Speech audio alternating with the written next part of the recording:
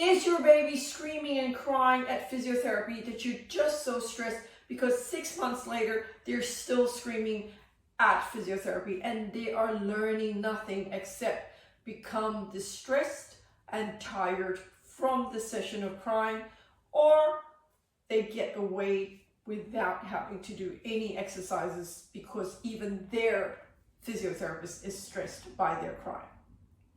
Hi there, it's Neesha from My Favourite Physio. In today's video, I'm jumping in to share with you a case study of a little one who we met recently here in our clinic. This little one is 10 months old and his parents were really stressed about him going to physiotherapy to help him move better. They came to us here at My Favourite Physio for a second opinion. They have found that their little one is delayed in their gross motor skills and they were attending pediatric physiotherapy somewhere else. However, the little one would scream and cry and two things would happen. Either the therapist would stop the exercise and he would stop crying, or they persist through and he screams the whole hour till he's exhausted and he has learned nothing. So his parents thought they needed to try somewhere else and came to us. And on his first assessment, his parents were visibly stressed, anticipating him to scream, worried that we would be upset and unable to deal with him and unable to help him. Instead, they were pleasantly surprised to see that their baby didn't cry and was very compliant with our assessment. They came back the following week for more therapy and they were stressed, thinking maybe baby would cry, but was pleasantly surprised to see that baby didn't cry at all in the whole hour of physiotherapy here at our clinic.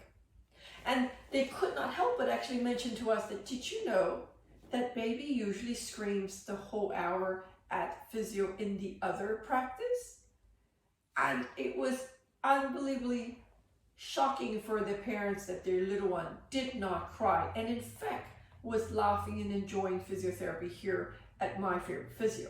So I thought I would jump in and say to you, why were we able to engage a child happily when the same child would be screaming in a different clinic with a different therapist? This would help your child if your child is at therapy screaming. See if your therapist will try these 3 strategies. The first is, don't make eye contact if your little one is screaming or crying or feeling unsure.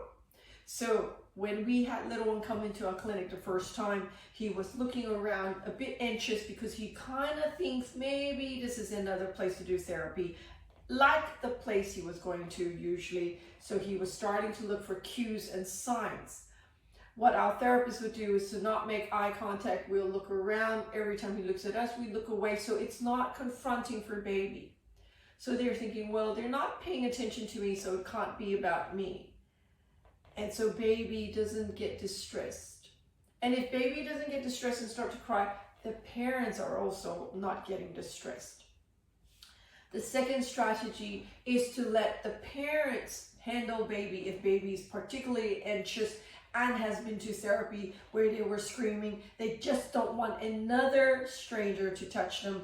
So what we do here is we get parents to do it, and we use our dolly as a model so that parents can hold their child and do the same thing. So that puts baby at ease and mom and dad is at ease. And again, the vibe of the room is more relaxed. Baby will not cry. And in fact, baby is often intrigued by our baby dolls. So we are able to engage and play with baby without getting baby distressed and screaming. The third strategy we do is we literally explain to parents what we think their little one's issues are, what the prognosis are, what the strategies that we need to do to help baby get stronger. So parents are reassured and they trust that their therapist here at My Favourite Physio knows what they're talking about.